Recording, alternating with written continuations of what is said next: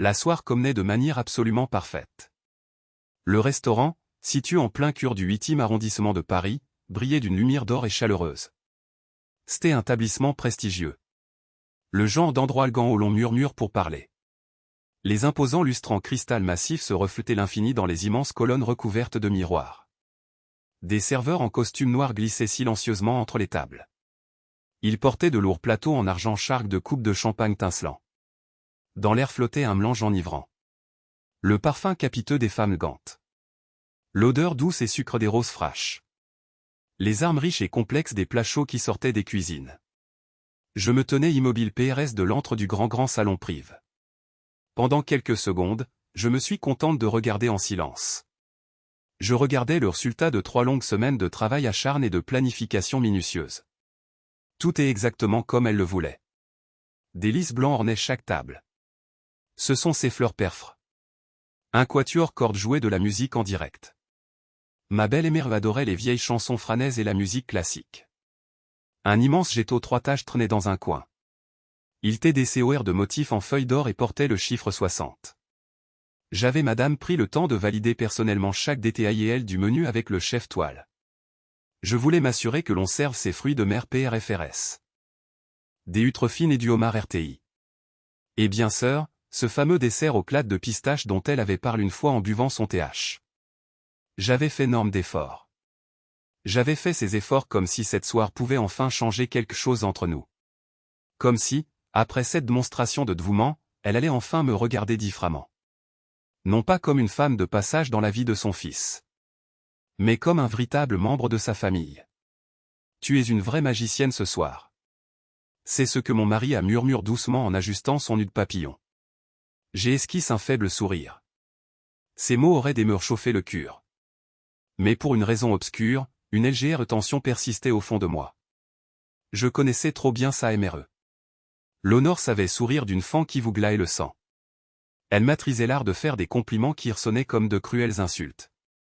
Elle savait faire mal avec une ganse redoutable. Les invités ont comment arrivé petit. La sœur de mon mari est arrive avec son pou. Puis les cousines loignes et les amies bourgeoises de ma belle MRE. Chacune d'entre elles me regardait avec cet intérêt si particulier. Ce regard scrutateur avec lequel on value habituellement une belle fille. Elles jugeaient ma robe de crateur. Elles valuaient mes bijoux.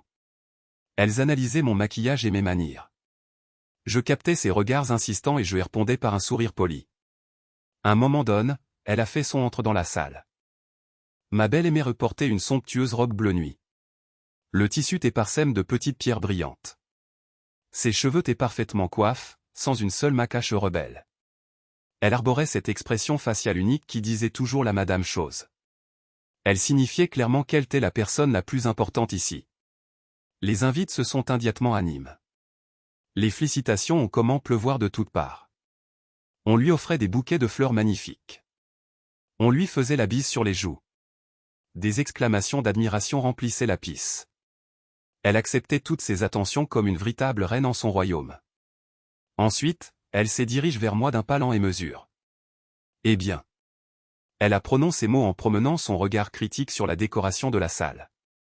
Au moins, il y a une chose que tu sais faire correctement. Un sourire fin et froid est apparu sur ses lèvres parfaitement maquillées. Je me suis forcé garder mon sourire et la regarder dans les yeux. Joyeux anniversaire. J'ai prononcé ces mots doucement. Elle a simplement hoché la tête avec condescendance. Puis elle s'est digite tourne pour saluer les invités suivants. C'était toujours ainsi avec elle. Il n'y avait jamais de vraie gratitude. Il n'y avait jamais la moindre chaleur humaine. Il n'y avait qu'un rappel constant et douloureux de ma condition. Le rappel que je ne serais jamais assez bien pour elle, ni pour son fils. La FTE a officiellement comment. La musique classique remplissait l'espace de ses notes douces. Les invités riaient aux clattes. Les verres en cristal tintaient joyeusement. J'étais assise, c'était de mon mari la table d'honneur.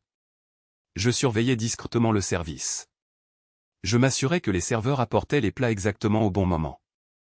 Je veillais ce que personne ne manque de vin ou de pain. Je devais garantir que les bougies sur le ghetto soient allumées la seconde précise. Je gardais le contrôle absolu sur chaque petit détail de la soirée. Je faisais cela parce que je savais une chose avec certitude. Si la moindre chose se passait mal, je serais la seule et unique coupable ses yeux. Mon mari semblait savourer pleinement s'asseoir. Il plaisantait joyeusement avec ses oncles. Il riait fort avec ses cousins. De temps en temps, il serrait brièvement ma main sous la table. Il faisait cela comme si tout est absolument parfait dans notre monde. Mais l'intérieur de moi, un étrange sentiment d'angoisse grandissait inexorablement. C'était trop calme. C'était beaucoup trop beau. C'était exactement comme le silence pesant qui prêtait une violente tente. Et la tente éclate au moment des discours. La meilleure amie de ma belle et mère s'élève la première. Elle a prononcé quelques mots touchants sur leur jeunesse. Ensuite, la sœur de mon mari a pris la parole. Puis, ce fut le tour de mon mari lui madame. Il a parlé avec motion de sa mère. Il a décrit quel point elle était une femme forte. Une femme sage. Une mère merveilleuse êtes-vous.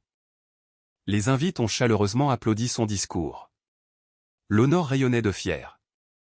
Ensuite, elle s'élève lentement de sa chaise. Le silence est tombé sur la grande salle. Elle a pris sa coupe de champagne avec une GRC étudie. Elle a lentement balayé l'ensemble de son regard peurant.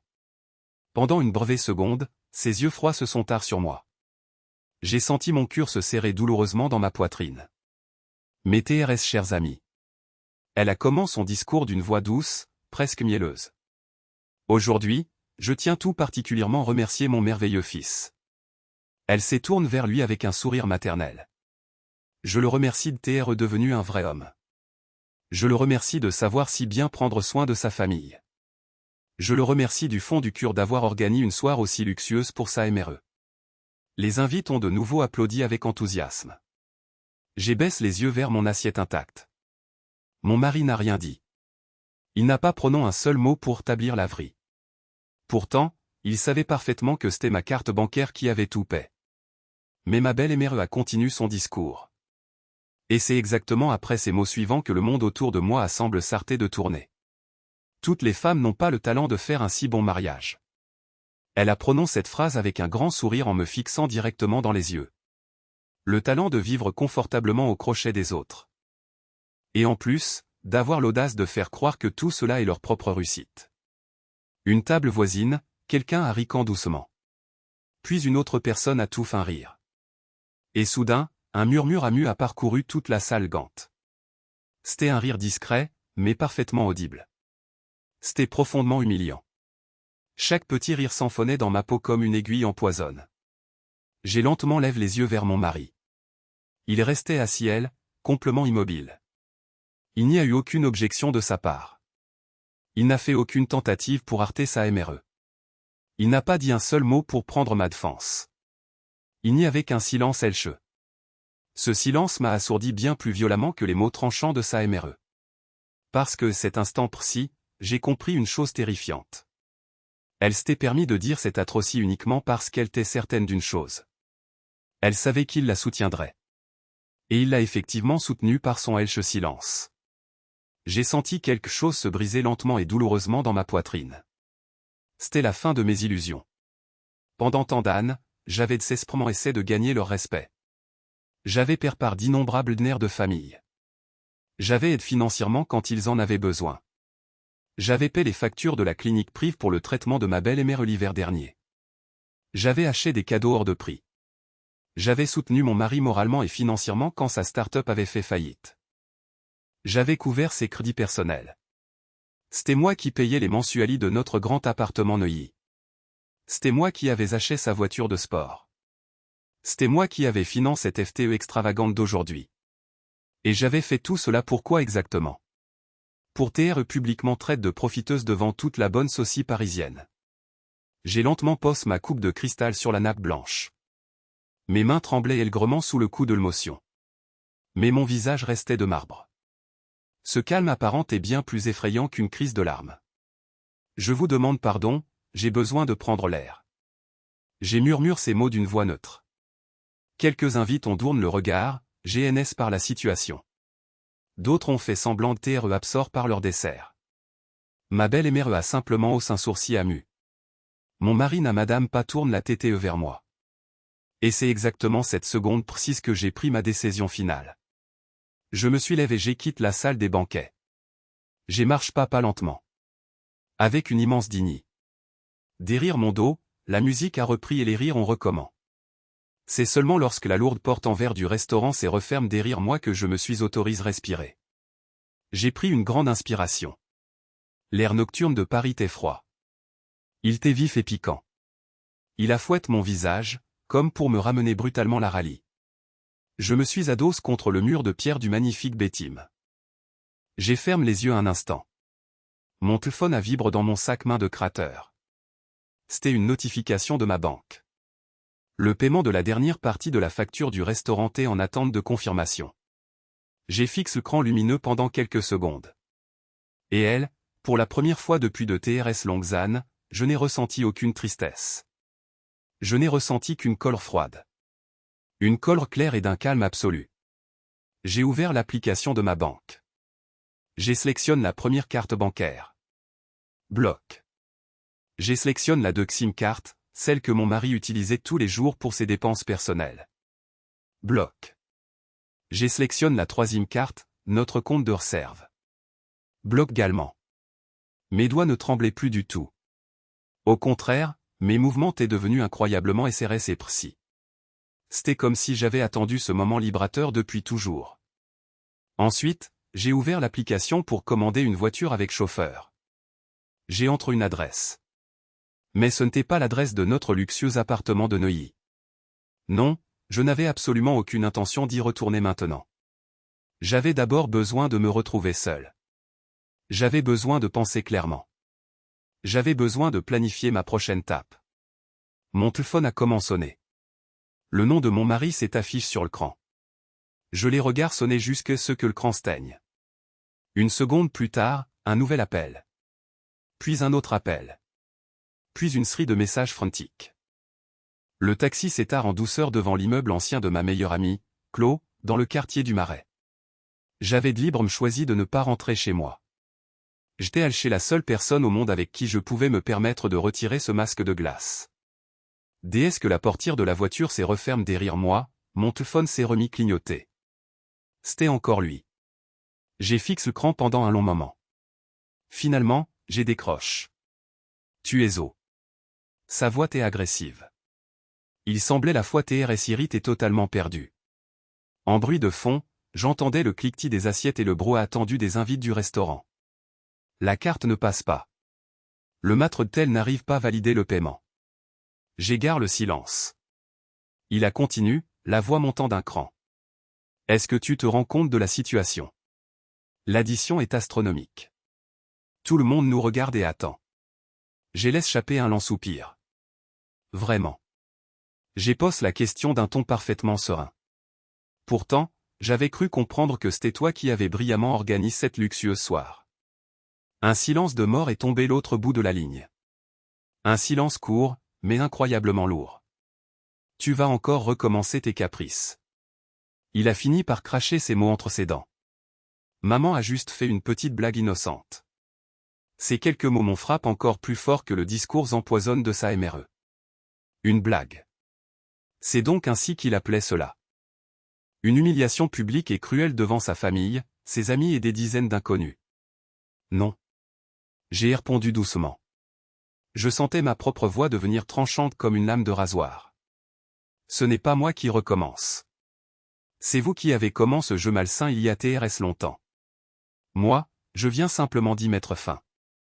J'ai raccroché brutalement. Une seconde plus tard, le téléphone a sonné nouveau. Cette fois, c'était le numéro de ma belle MRE. J'ai eu un rire amer et j'éteins la sonnerie de mon appareil.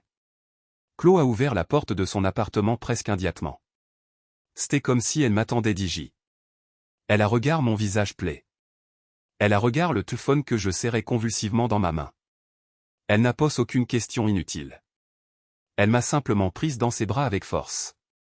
Et c'est cet instant précis que j'ai pu enfin relâcher la pression accumulée tout au long de cette soirée cauchemardesque. Elle a osé le faire. Chloé a murmuré cette question quelques minutes plus tard. Nous étions assises dans sa petite cuisine parisienne. Nos mains étaient posées autour de tasses de thé fumant. J'ai hoché la tête lentement. Et lui? J'ai de nouveau ri d'une fan sinistre. Il a fait bien pire qu'elle. Il s'est tu. Chloé a pince les lèvres de DGOT. Alors c'est fini. 2 mots simples. Mais ils ressonnent dans la pisse comme un jugement irrévocable. C'est fini. Je regardais fixement ma tasse de TH. La vapeur se levait en volutes délicates. Et je savais au plus profond de mon qu'elle avait raison. Fini de supporter leurs caprices. Fini de payer pour leur train de vie. Fini de taire la femme docile et pratique. Mon téléphone à vibre sur la table en bois. C'était un nouveau message de mon mari. Remets immédiatement l'argent sur le compte. Tu viens de m'humilier devant tout le monde. J'ai relu ce message absurde plusieurs fois. Il ne me demandait pas si j'allais bien. Il ne s'excusait pas pour le comportement odieux de sa MRE. Il ne demandait pas où j'étais parti dans la nuit. Il ne parlait que d'argent. Il ne s'inquiétait que de sa propre réputation sociale. Seul son ego blesse comptait. Mon immense humiliation publique ne l'effleurait madame pas. Et cet instant précis, la dernière piste du puzzle s'est mise en place dans mon esprit. Je rentre chez moi. J'ai prononcé ces mots avec une clare absolue. Claude me regarde avec une grande surprise. Tu es SRE de toi. Oui. Il est grand temps de mettre un terme définitif à cette farce. Quand j'épousse la porte de notre grand appartement, il faisait complètement sombre à l'intérieur. C'était silencieux. Beaucoup trop silencieux. J'ai allumé les grandes lampes du salon. J'ai avancé lentement au milieu de la pièce. Chaque meuble gant, chaque objet de valeur ici avait été haché avec le fruit de mon travail. Le grand canapé en cuir italien. L'épais rideau de velours. La grande table en chenille massif. Madame l'immense tableau abstrait sur le mur. Ce madame tableau que ma belle MRE avait un jour qualifié de vulgaire et sans goutte. C'était moi qui l'avais choisi épais. Je me suis assise sur le canapé central. J'ai posé devant moi une chemise cartonne contenant des documents officiels. C'était le dossier que je gardais précieusement dans mon coffre-fort personnel. L'acte de propriété notarié. Le contrat d'achat immobilier. Les relèves de mes comptes bancaires personnels. Absolument tout et exclusivement mon nom de jeune fille. 40 minutes plus tard, la lourde porte d'entre s'est ouverte avec violence. Mon mari a littéralement fait irruption dans l'appartement. Son nœud de papillon pendait tristement autour de son cou. Sa chemise blanche tête boutonne. Son visage TDFORM par une rage incontrôlable. Tu as complètement perdu la TTE. Il a hurlé cette phrase depuis le vestibule. Je n'ai madame pas tressailli. Bonsoir Julien. Ne t'avise pas de te moquer de moi. Il a claqué la porte d'entre avec une telle force que les vitres des fenêtres ont tremblé. Cause de tes conneries, j'ai supplié mes amis de me prêter de l'argent pour régler l'addition du restaurant. J'ai lentement levé les yeux vers lui pour croiser son regard furieux. Cause de moi. Il a semble perdre ses mots pendant une fraction de seconde. Oui, cause de toi. Non. J'ai répondu avec un calme olympien. Cause de votre cupidité et de votre insolence tous les deux. Son visage est devenu pourpre de colère. Ma MRE a simplement fait un discours pour plaisanter. Elle m'a humilié publiquement. Tu prends toujours tout beaucoup trop cure. Je me suis levé lentement du canapé. Et toi, tu m'as prise pour un distributeur de billets pendant beaucoup trop longtemps. Il a laissé échapper un rire nerveux et méprisant. Ah, voilà que les fausses accusations commencent. Sérieusement. Après tout ce que j'ai fait pour toi. Je les regarde droit dans les yeux, sans ciller. Que as-tu fait pour moi, exactement? Il a ouvert la bouche pour y répondre, mais aucun son n'en est sorti. Il n'a rien trouvé dire. Ce silence GNT plus loque que n'importe quelle longue phrase. C'est moi qui ai payé cet appartement. J'ai commandé un ré d'une voix basse et ferme. C'est moi qui ai acheté ta belle voiture. C'est moi qui ai pogné tes dettes après la faillite honteuse de ton entreprise. C'est moi qui ai financé les traitements médicaux de ta MRE. C'est moi qui ai payé chaque centime du luxueux anniversaire de ce soir. Chacune de mes paroles, son expression changeait radicalement. Sa colère initiale s'est transformée en confusion. Sa confusion a laissé place une profonde irritation. Tu es ma femme, c'est tout fait normal de partager. J'ai eu un sourire charque d'amertume. Non. Ce qui est normal dans un mariage, c'est le respect mutuel. Il a comment faire les 100 pas dans le grand salon. Et donc quoi? Tu veux demander le divorce juste cause d'une petite soirate. Je les observe pendant un TRS long moment. Un moment qui a semble durer une éternité. Non. J'ai fini par y répondre. Je veux le divorce cause de toutes ces longues années de mépris qui nous ont conduits cette soir. Un lourd silence s'est abattu sur la pisse. Un silence dense étouffant. Ensuite, j'épousse le dossier de documents vers lui sur la table basse. Il affronte les sourcils avec incompréhension. Qu'est-ce que c'est que regarde par toi, madame. Il a saisi la chemise cartonne. Il l'a ouverte. Et j'ai pu littéralement voir la couleur quitter son visage au fur et à mesure qu'il lisait les papiers notaris. C'est. Oui. J'ai confirme d'un ton glacial. Cet appartement m'appartient moi seul. Il est resté muet pendant plusieurs secondes, incapable de traiter l'information. Puis il a eu un petit rire nerveux. C'est une mauvaise blague. Non. Il a brusquement lève la tête vers moi. Tu ne m'avais jamais dit que l'appartement est ton seul nom. Et toi, tu n'as jamais pris la peine de poser la question. Ces mots ont frappé exactement là où il fallait. Il s'est laissé tomber lourdement dans le fauteuil en cuir, comme si ses jambes avaient soudainement refusé de le porter. Attends une minute. Tu es en train de me dire que si nous divorons demain, tu vas faire tes valises et partir. Il s'élève d'un bond, le visage décompos. Tu ne peux pas oser me jeter la rue. Si, je le peux. Ma voix n'est qu'un murmure, mais c'est précisément ce ton calme qui la force reculer d'un pas. C'est aussi ma maison. Non. J'étranche avec une fermeté absolue. C'est un endroit que j'ai cru être ma maison pendant trop longtemps. Pendant que ta mère et toi vous transformiez ma vie en une cage d'or. Son téléphone a soudainement sonné dans sa poche. L'écran affichait le mot maman. Il a fait le geste de prendre l'appareil. J'ai fixé l'écran lumineux, puis j'ai appuyé avec force sur le bouton rouge pour rejeter l'appel et bloquer le numéro. Ses yeux se sont carquilles de stupeur. Qu'est-ce que tu es en train de faire? Je répare mes vieilles erreurs. Il m'a regardé avec de grands yeux, comme s'il voyait mon vrai visage pour la toute première fois de sa vie. Et d'une certaine manière, c'était la stricte vraie. Pour la première fois depuis des années, il n'avait pas face lui la femme qui encaisse les coups en silence. Il n'avait pas la femme qui signe les chèques. Il n'avait pas la femme qui se tait pour préserver la paix. Il avait devant lui la femme qu'ils avaient tous les deux cruellement sous-estimée. Tu as jusqu'à demain matin pour rassembler tes affaires. J'ai prononcé cette sentence finale avec une tranquillité troublante. Il a ouvert la bouche pour protester, pour argumenter, pour se défendre. Mais les mots sont restés coinés dans sa gorge noue. Je lui ai tourné le dos avec le gant et je me suis dirigé vers la chambre principale. Une fois la porte ferme centilitres derrière moi, je me suis adossé contre le bois frais. Et elle, pour la première fois depuis une éternité, je n'ai pas ressenti de tristesse. Je n'ai pas ressenti de peur face l'inconnu. Je n'ai ressenti qu'une immense et puissante sensation de libère. Et quelque part au fond de moi, je savais dire une chose de fin certaine. Le plus dur était enfin derrière moi. Et droit devant moi, ma nouvelle vie m'attendait, pleine de promesses.